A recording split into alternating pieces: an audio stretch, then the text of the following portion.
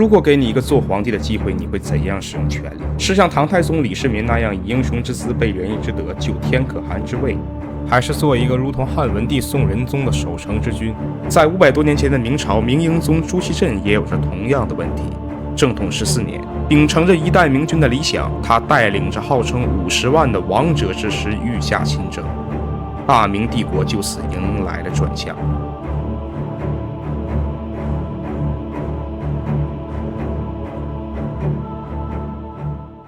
明宣德10年，38岁的宣宗朱瞻基病重去世，太子朱祁镇登基继位，成为明朝的第6位皇帝，是为明英宗，年号正统。当时朱祁镇只有9岁，为了避免出现主少国疑的问题，权力掌握在他的祖母太皇太后张氏以及5位辅政大臣的手中。在这些人的共同辅佐下，正统前期基本维系了仁宣时期的政策。可随着他们的不断老去，一个人的出现改变了时局。王振，河北豫州人，秀才出身，曾在老家教书，在永乐末年响应有职者可净身入内的号召，挥刀自宫，就此做了一名太监，负责教授工人一些基础知识。又因为王振曾经在官场上的经历，使得他迅速站稳了脚跟，宫女太监都称其为王先生。王振的名号也就逐渐传到了当年的皇帝朱瞻基的耳朵里。他认为这个王振的确难得，就任命其为东宫居郎，服侍太子朱祁镇。可恰恰是朱瞻基权力一次小小的任性，为大明朝埋下了一个无法弥补的祸根。到了正统7年，太皇太后和杨荣先后离世，杨士奇则因为儿子被判了死罪而居家不出。3杨之中只剩下杨伯一个。新的阁臣马昱曹鼐名望较轻，王振逐渐显露出了他的獠牙。此时朝中几乎已经没有能够与之相抗衡的势力，他便开始在皇城东面修建庞大的府邸。至此，大明朝出现了第一次宦官干政，是为王振专权。王振的专权是建立在明朝出现了大范围的人才断层。太皇太后与3杨年龄相仿，且先后离世，朝中几乎无人能够牵制王振。而这种人才断层实际上是由于明朝的制度设计存在严重漏洞。首先，如果官员做到了尚书或者更高的位置，没有明确的退休制度，非死不退，导致大量高位被老人占据。第二，在永乐中后期，皇帝长期北巡，太子朱高炽监国，他也不敢以储君的身份积累属于自己的政治资源，所以20多年后，人才断层在英宗一朝集中爆发。与此同时，蒙古瓦剌正在迅速崛起。正统4年，蒙古太师托欢去世，其子也先继位，称太师怀王。此时的蒙古大汗是也先父亲拥立的脱脱不花。明史写道：脱脱不花具空名，不负相制。此后，蒙古向明廷朝贡时，脱脱不花和也先各自派遣使臣，明朝中央也只能两边应付，因为此时他们正疲于解决西南的战事。正统10年，也先看准时机，发兵裹挟沙州、罕东以及赤金蒙古等部落，围攻明廷哈密卫。明朝所封的蒙古忠顺王，其妻子及母亲被俘。忠顺王知道后，多次向明廷告难求救，但明朝政府只是勒令诸部修好，却不发一兵一卒前去救援。至此，哈密这个西域要道不再被明朝控制。哈密的战略位置十分靠前，明初便在此地建立卫所，以此为西水屏障。被也先控制后，使得明朝与西域的交通受到了阻碍，甘肃一带的防务变得异常困难。正统11年，蒙古攻打乌梁哈3卫，同时派遣使者求见大同镇守太监郭敬。也先在试探，他需要知道明朝对于蒙古现在是一种怎样的态度。而明朝政府的回应是勿见勿与粮。显然现在明朝还没有做好和也先撕破脸的准备，因为此时他们在云南的战争也进入到了关键的时刻。可明朝政府中并不是所有人都认为这样处理是一种正确的选择，一些官员已经察觉到了危机，认为也先势力过大，恐成大患。早在正统8年，一个名叫刘球的侍讲学士就曾上书表示，现在给蒙古的粮食每天都在增加，也先居心叵测。同时他建议整顿兵制，及时训练精编官军，以备不时之需。而王振看了奏书，立即将刘球逮捕，并私自派锦衣卫指挥使马顺在狱中将其杀害。因为王振觉得刘球是意有所指，此时他的权威还轮不到一个侍讲学士来挑战。在看到明朝政府几乎毫无反应之后，也先决定激化态势，但他需要一个正当的理由。正统14年2月，也先遣使2000余人进马，诈称3000人，向明朝政府邀赏。自正统4年之后，蒙古每次朝贡都会派出2000人的豪华使团，而仅大同一镇安顿这些蒙古贡使，每年就需要花费30万两。这一次依然是2000人，却炸成3000，这是非常明显的挑衅行为。王振听说此事之后，果然动怒，要求大同一定要按照实际人数赏赐，并且压低马价。也先达到了目的。他随即借口这次的马匹是准备迎娶明朝公主的聘礼。明朝言而无信，于是同年7月大肆进犯明朝边境，共计4路大军。东路由脱脱布花与乌良哈部攻辽东，西路攻甘州，中路为进攻重点，又分为2支，一支由阿拉之愿统帅，直攻宣府为赤城；另一支由野先亲自率领攻击大同。攻大同一路兵锋锐甚，大同兵失利，塞外城堡，所至甚没。明廷则各派1万部队迎击蒙古的4路大军，海量的军报传回北京，满朝哗然。虽然明朝政府已经知道迫于明蒙之间的贸易压力，与蒙古一战几乎不可避免，但他们没有预料到野先会来得这么快。这种贸易压力自永乐年间设立了朝贡关系之后便一直存在。明朝皇帝会以宗主自居，蒙古贵族则派遣使臣带着马匹皮货朝贡。此期间，礼部会安排对朝贡使臣的接待，每位使臣都会按照制度有一定的赏赐。明朝还以回赠的名义送给蒙古封建主大量贵重物品，以达到从经济上牵制蒙古各部的目的。起初，蒙古使臣的人数并不多，明朝政府也不在乎多花一点钱笼络人心。可到了正统年间，瓦剌也先崛起，在某种程度上讲，蒙古已经被统一，原本分散的贸易往来变成了蒙古与明朝之间的整体贸易，规模迅速扩大。明朝政府逐渐无法适应朝贡的压力，而且在正统7年，明英宗就已经意识到了这种畸形的朝贡关系会造成隐患，使团的人数已经从不满5人变成了数千人，朝贡次数也从每年1次变成了数次。他也下了诏令，想要解决问题，但是也仅仅是发了一道诏令，并没有付诸实践，使团的人数也没有减少。此时的朝贡已经变成了蒙古野先讹诈明朝政府的手段，而这一次明朝政府被迫采取固定赏赐数额的措施，也是无奈之举。但是他们并没有预料到野先会以此为借口发动战争。就在朝野震动商讨对策的同时，英宗在王振的怂恿下做了一个难以理解的决定，他准备率领京师3大营御驾亲征。诏令发布，兵部极力反对，尚书旷野与侍郎于先上书道，6师不宜轻出，可英宗不听。在朱祁镇的心中，这是一个机会，一个可以超越他太爷爷朱棣的机会。7月15日，吏部尚书王直率群臣上书劝谏说道：出征万万不可，现在正是秋夏之际，粮草并不充足，此次亲征十分凶险，望陛下三思。可此时朱祁镇意愿已决，群臣劝谏基本就是走个过场。7月17日，英宗命太监金英辅佐成王朱祁钰留守京师监国，京城防务交由兵部侍郎于谦代理，并命英国公张辅、成国公朱勇、户部尚书王佐、兵部尚书旷野、大学士曹鼐、张毅等随扈从征。随驾诸臣以英国公张辅为首，但他却不是指挥官，军中的一切事务由太监王振负责。19日，号称50万的王者之师出军关过怀来，可这一路上天气异常，连日风雨，人情汹涌，声息欲急，行军速度异常缓慢。由于出发实在太过匆忙，大军乏粮，尽显疲态。旷野和王佐多次上书，不应冒雨急行军，请求回撤。但因为英宗的诏令，军中一切事务由王振负责，这2位官员根本见不到皇帝。王振让这2个人跪在草中致目方士。与此同时，明军的一举一动都掌握在野先探子的眼中。8月初1，明军终于抵达大同。王振本决定继续北上，与瓦剌正面迎战。可大同镇守太监郭靖表示，在你们来之前已经经历过一次惨败。早在7月15日，大同总督西宁侯宋英、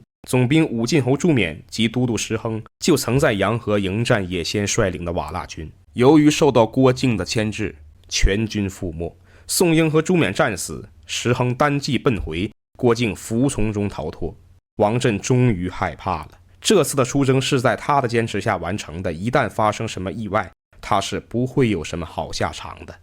于是群臣商讨之后，决定班师回朝，经由紫金关入关，以保万无一失。这条路线确实可行，但是提出建议的大同副总兵郭登却忽略了一个事实，那就是这条路线要经过豫州，而豫州是太监王振的老家。果然，王振邀请皇帝莅临豫州，以展现他此时的地位。可行军40多里，又害怕军队踩踏到当地的庄稼，王振又下令向东转向，经宣府入关。而这一次的失败指挥，直接断送了明朝的全部精锐。由于这一做法大大减缓了回撤的速度，导致8月初时，明军退到宣府的时候，瓦剌的狼骑兵先锋部队已经赶上。英宗立即派遣恭顺侯吴克忠、都督吴克勤率15000兵拒敌，结果被蒙古全歼。又派成国公朱勇、永顺侯薛凌率3万部队前去救援。朱勇冒险进军至鄂尔岭，陷入瓦剌军的包围，敌于山两翼腰阻夹攻，3万部队全军覆没。与此同时，明军剩余部队带着皇帝撤至土木堡，此处距怀来仅有20余里。若在此安营，与当年的马谡无异。这里既无水源，又在道路要冲，几乎送死的做法立即遭到随行官员的反对。他们希望让皇帝先走，然后组织精锐部队殿后。但王振却以他还有1000车的东西没有运到为理由，命令就在此地驻扎。兵部无法忍受王振，一再上书要求面圣，请求皇帝立即进入居庸关避险，被王振怒斥：辅如安之兵士，再妄言必死。上书旷野说道：我等为社稷生灵，何得以死惧我？王振大怒，命令士兵将其逐出土木堡。第二天，王振的辎重赶到，明军准备拔营继续前进，却已被瓦剌部队包围。土木堡地高无水，此时兵马2天几乎滴水未进，十分饥渴。而南边15里处的河流已被蒙古军队控制，明朝部队已成瓮中之鳖。第3天，也先从土木堡旁边的马谷口进攻明军，瓦剌军越聚越多，守马谷口的都指挥郭茂拒战1夜。于是也先派遣使臣讲和，英宗皇帝则命令大学士曹鼐起草诏书。但王振在看到瓦剌军向后撤退，又派遣使臣来议和之后，便下令让士兵移营就水。可明军刚一行动，就被瓦剌军四面围攻，明朝士兵争先奔逸，势不能止。大战一触即发，土木堡已成人间炼狱。随从出其阵的大臣英国公张辅、驸马都尉景元、兵部尚书旷野、户部尚书王佐、内阁学士曹鼐、张毅等50余人全部战死，只有大理寺右丞萧维真、礼部左侍郎杨善等数人侥幸逃出。混战之中，护卫将军樊中看着王振义愤填膺，喝道：王振老贼，奸佞误国，送我大明50万将士，罪恶滔天，饶你不得，吾为天下诛此贼。话毕，将王振锤死。而英宗突围不得，只能下马盘坐，被随侍太监喜宁告发身份被俘，也先挟持明英宗至大同索取赎金。结果明军都督郭登闭门不出，英宗宣旨无果，也先只得撤军出关休整。此次战役，大明正统皇帝朱祁镇被俘，直接死亡的将领官员共计52人，损失的骡马就有20余万匹，更有海量的兵器辎重被蒙古缴获。这大概就是史料记载的土木之变的全貌。但这一切实在有太多的疑点，乃至于从亲征开始到英宗被俘，全部难以解释。首先就是明朝政府为什么一定要亲征，动机是什么？如果从军事角度出发，在野先已经率先发动进攻，并且还有诸臣劝谏6师不宜轻出的情况下，英宗和王振为什么还要执意亲征？虽然英宗有效仿成祖、宣宗之意，且迫于与蒙古的贸易压力，一场战争不可避免，但朱棣、朱瞻基他们都是实实在在在前线拼杀过的，有着丰富战争经验的人。而且除了朱棣第5次北伐攻打阿鲁台，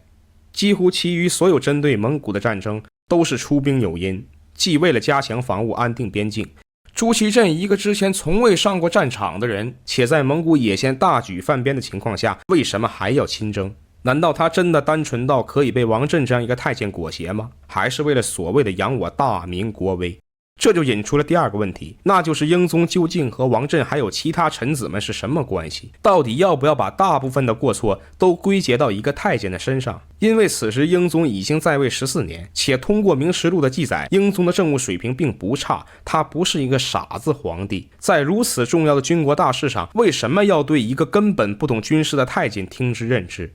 而且亲征的队伍里还要以战功赫赫的英国公张辅为首的一众名将，所以即便是王振单方面的说动了皇帝，朱祁镇在前线先后经历过数次惨败之后，还能不听兵部的建议继续听从王振的指挥，这是不符合逻辑的。要知道，实际上整个明代也从未出现过例如唐代晚期可以真正掌控军队的宦官，特别是当大军已经被围困，需要考虑议和还是移营的时候，怎么可能将江山社稷以及数十万将士的性命掌握在一个太监的手里？尤其是王振给出的理由竟然是他需要等他的自家辎重，而且是1000余辆，这种说法实在过于牵强。虽然王振的老家就在附近，但是此地常年处于备战状态，而且专权太监的顶峰魏忠贤被抄家的时候，家产不过40多车，他王振到底是怎么搜刮来的财物？而且如果王振是一个为了钱连命都不要的人，他怎么可能做到这个位置？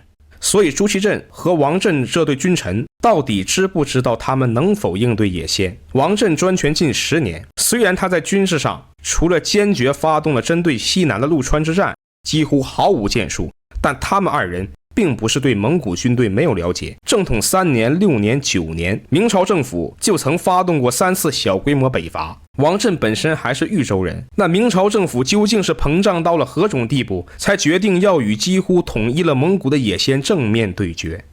所以基于上述问题，如果不考虑历史研究的规范性，我更希望用一种比较冒进的方式去解读这段历史，那就是土木之变有可能是一场迫于蒙古贸易压力，明朝中央经过商讨之后准备和野先决战，却被反间的惨案。亲征的主谋并非王振，而是明英宗。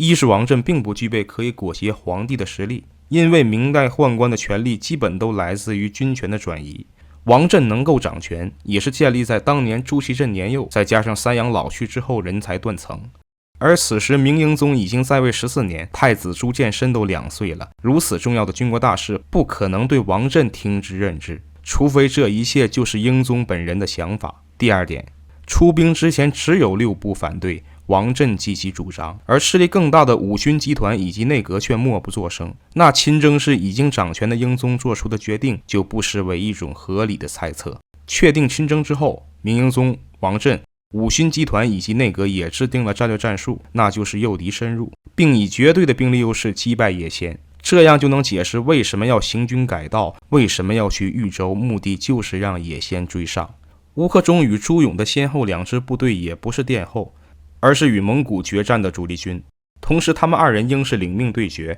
所以才会陷入血战而被歼灭。但是明英宗并没有预料到2支绝对的王牌军队会被野先全歼，进而陷入险境。因为在这些将领们的心中，即便大军仓促集结，但近3倍于对方的兵力取得一场胜利似乎异常简单。可他们忽略了一个事实，那就是经历过近10年的陆川战役之后，明朝军队已经不再具备20年前朱棣晚期时的战斗力。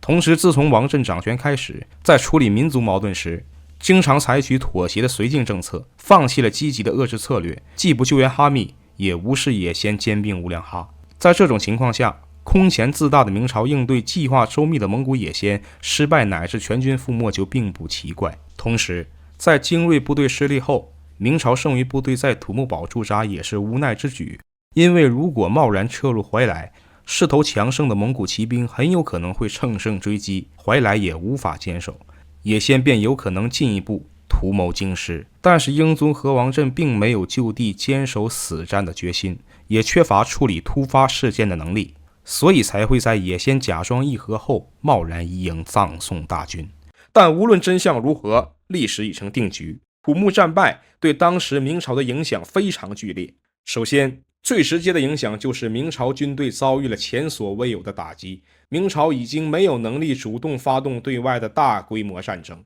因为明军的核心就是京城3大营。此役之后，3大营几乎全军覆没，强力军队的丧失也直接改变了之后明朝的对外政策，由相对开放转为保守的防御态度。第二，就是明朝几乎损失了朱棣以来所有的人才积累，武勋贵族集团尤甚，包括英国公张辅、成国公朱勇等11名有爵位的贵族全部殒命。而明朝的贵族传承，关键就在于平稳的过渡。这11个人，要么是经验丰富的老将，要么是当打之年的新锐。这些人的死亡直接改变了明朝整体的权力机构格局，导致此后的明朝政权已经没有武勋能够牵制内阁文官。第三，当朝皇帝被挟持，虽然野先的目的就是为了解决贸易问题，最后也送还了英宗，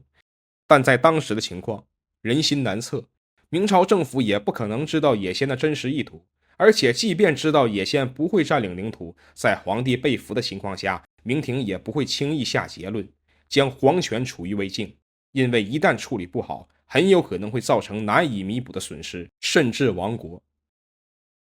土木之变发生在1449年，在300多年前的北宋，几乎有一次一模一样的剧目在中华大地上演。当年的惨败叫做太原之战，北宋无奈割地。当时也有一个被挟持的皇帝叫宋钦宗，也有一个著名的历史事件叫做靖康之耻。但这一次不同，因为大明朝有一个人站了出来，一位曾经被王振诬陷的钱塘才子，他叫于谦。